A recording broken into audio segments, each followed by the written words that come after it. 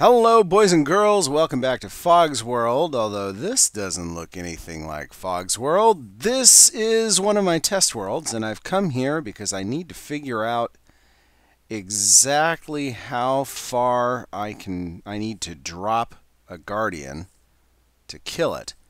And I think I've figured it out. So I've got this pole here, and if I drop a guardian right from here, he survives the drop. But if I drop it right from here, that did it. Okay, so the magic number seems to be 34 blocks. So I'm going to drop them 35 just to be safe, because sometimes, sometimes the real world doesn't quite measure up to the numbers you get in the lab. There's no way I'm going to hit this guy. But so I think we're going to drop 35 blocks. So sea level is at 63. So with my feet at 60, that should be about the bottom of where I want to drop them from. So that means I have to go down to 25. So if I need to go down to about 25, that means I've got to remove all of this stuff. Down another 14 more. Is that right? Yeah, I've got to take out another 14 levels after I get rid of this. It's going to take some doing. This stupid project is so big. Alright, so let me clear out a little bit. I'm going to clear out the rest of this stuff. You notice I've left some in the corners there. And that's so that I can easily find what the dimensions were. Because my walls there are a little bit farther out than they need to be in some cases on some of these sides. I think on that side I'm right up to it. But this one and that one over there, I'm one or two away. Which is fine. It's not a problem. I knew they would be. But so let me clear out the rest of this, and we'll look at how we're going to excavate the rest of this. I'll be back in a minute.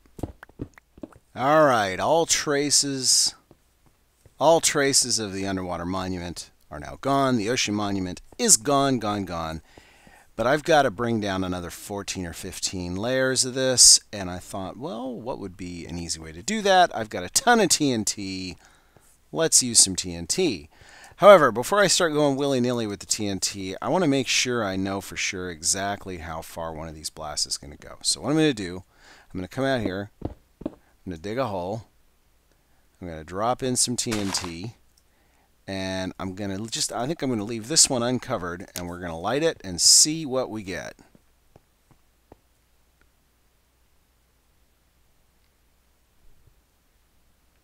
Hello? There we go. Alright, let's see. What do we get?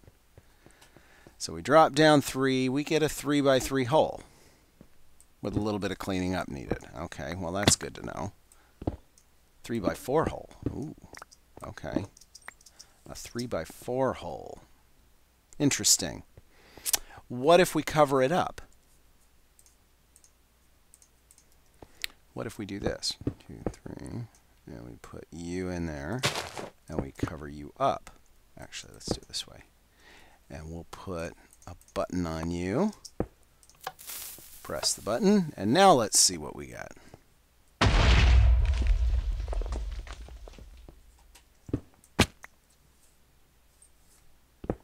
Oh, interesting. Interesting. So it looks like I can pretty easily control.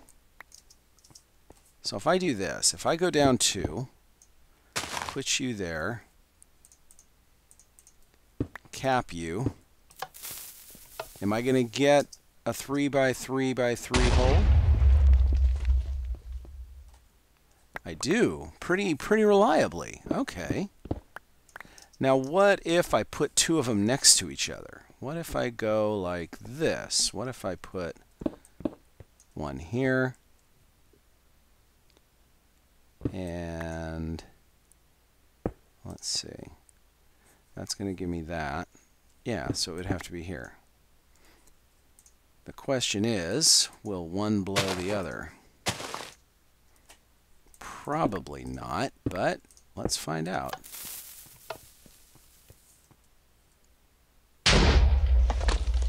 No. I was afraid of that.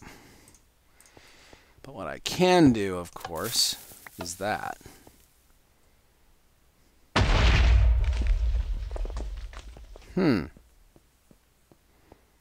Well, maybe this is my excavation technique.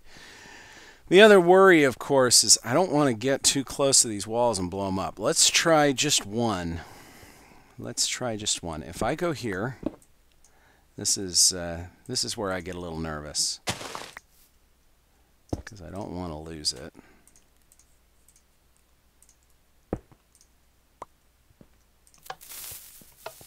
Hopefully that'll stay there. Yeah, it's pretty clean. It's pretty precise. All right, I think I've found my technique. All right, that's what we're going to do. We're going to do a ton of these. I'm going to make a bunch of buttons, and we'll put out a bunch of TNT, and we'll just remove 3 layers of this thing right away. I don't know if this is really effective, but it will be fun. I will be back in a minute. Got to go sleep. Got to prepare this thing, and then off we go. Be back in a minute.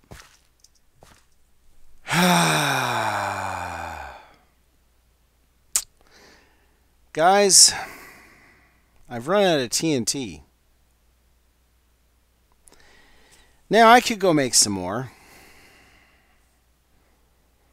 but this is slow. And what I've got here now is I've effectively got a minefield that covers half of this. I guess I could go make some more TNT and continue covering this with little mines. But I'm growing impatient, so I think instead what I'm going to do is I'm going to wait till night falls, and then I'm going to have a little bit of fun. So I'm going to be just sitting here waiting, and in a little bit we'll talk. See you soon. Oh, he's avoiding the pressure plates. Oh, no, he's after that.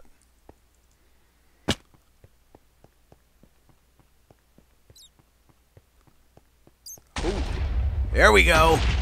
There we go.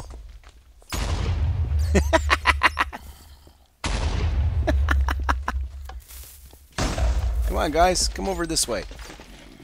Come get me.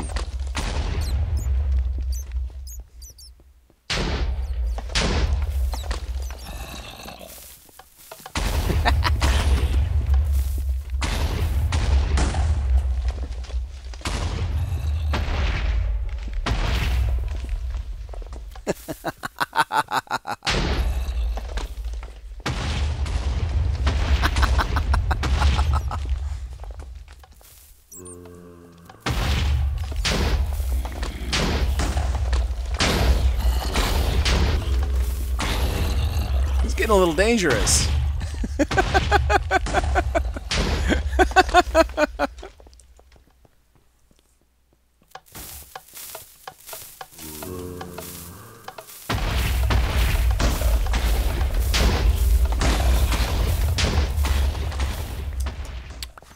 Well, that was entertaining.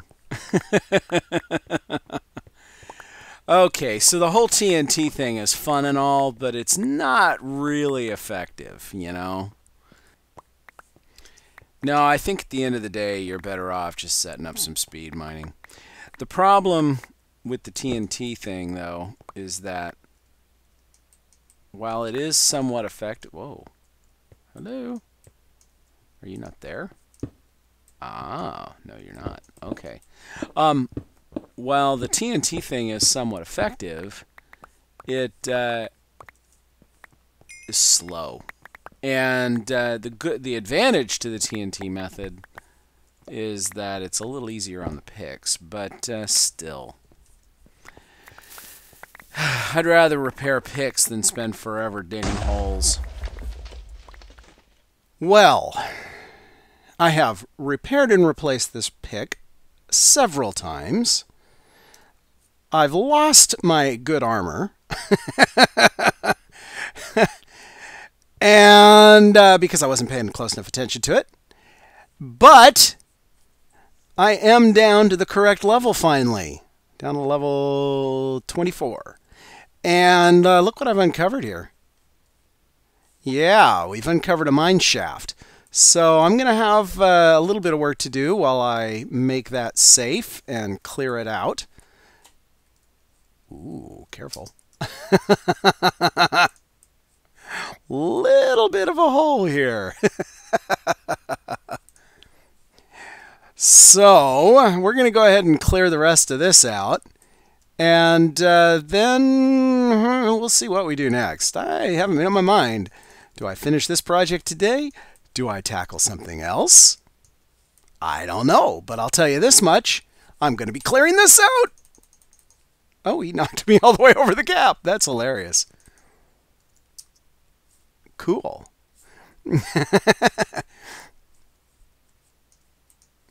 All right, let's go ahead and clear it out. So I ended up with a few chests full of junk, as you can see here.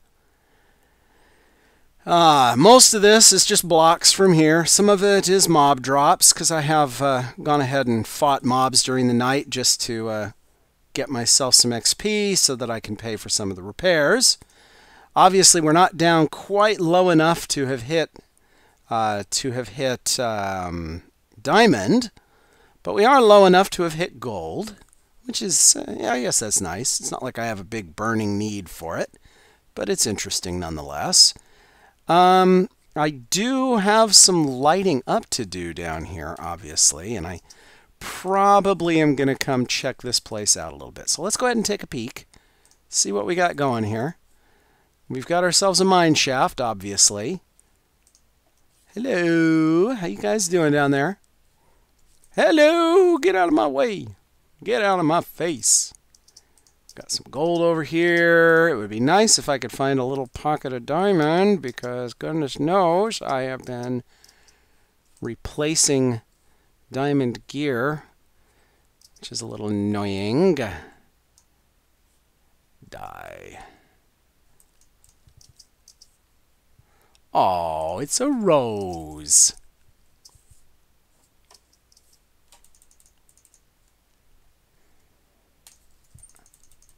Boy, we're getting a lot of zombies. The question is there a reason for them?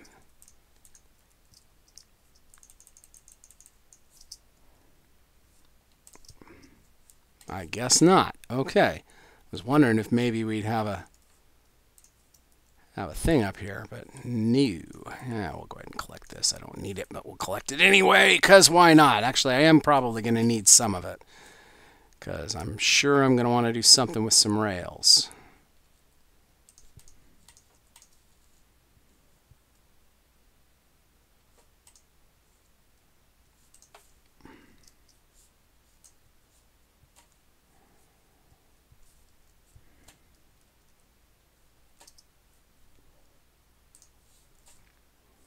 Doesn't appear to be a super big mine shaft here. At least not in this location. Now we'll collect those back, because I don't need them up there anymore. And okay, so this is where all the mining is. Okay, it's out this way. Huh.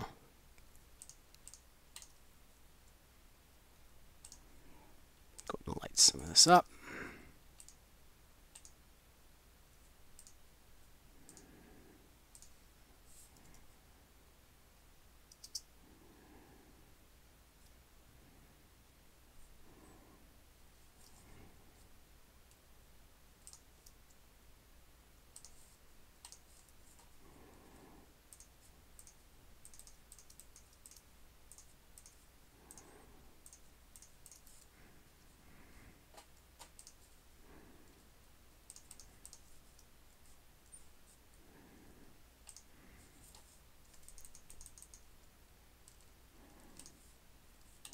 Well, I'm going to continue exploring here, see if there's anything in here that I care about.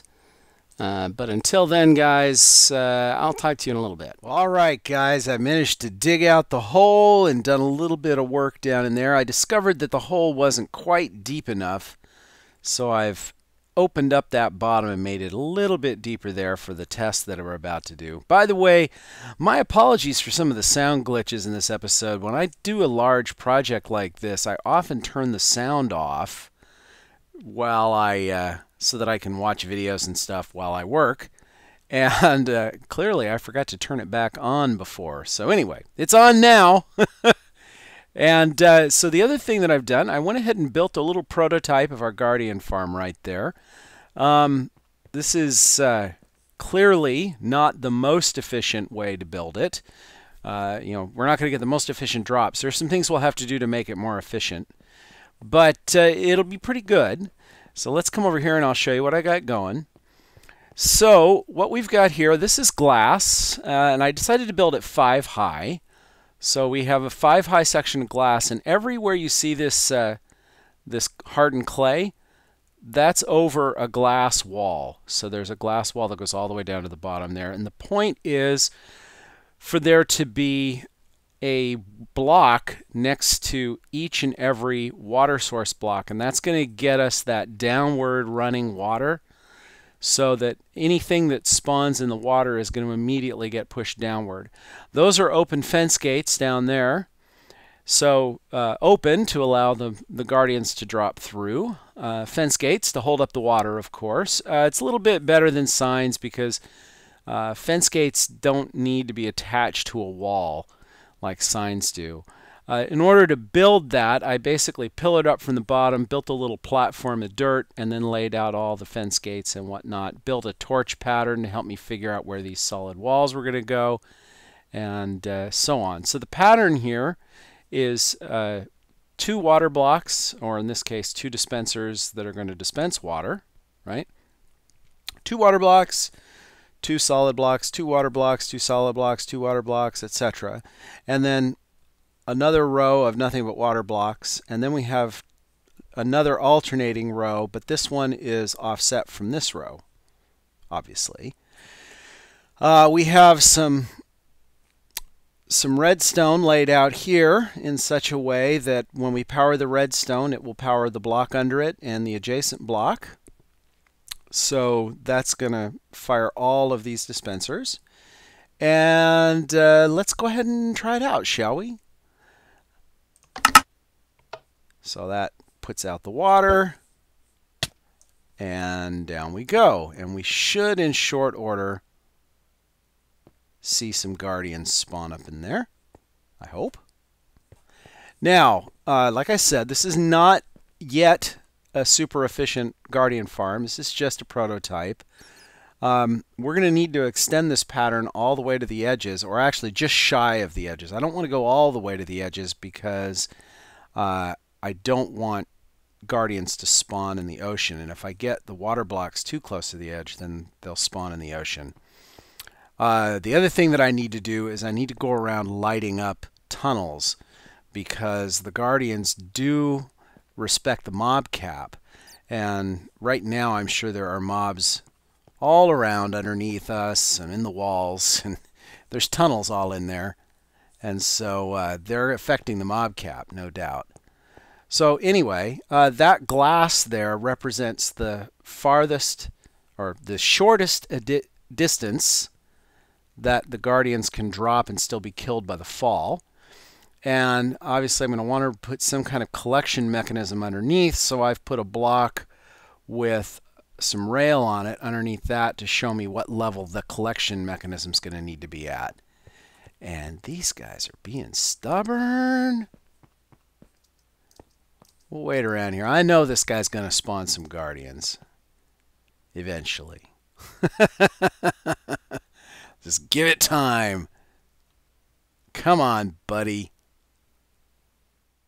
There we go. And we have guardians. Oh, and there's some more.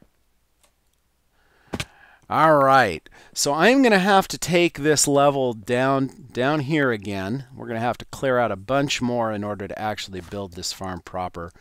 But I am out of time for today. This recording session, well, this episode took a while to record. Let me just put it that way. I have been at this on and off for most of the week.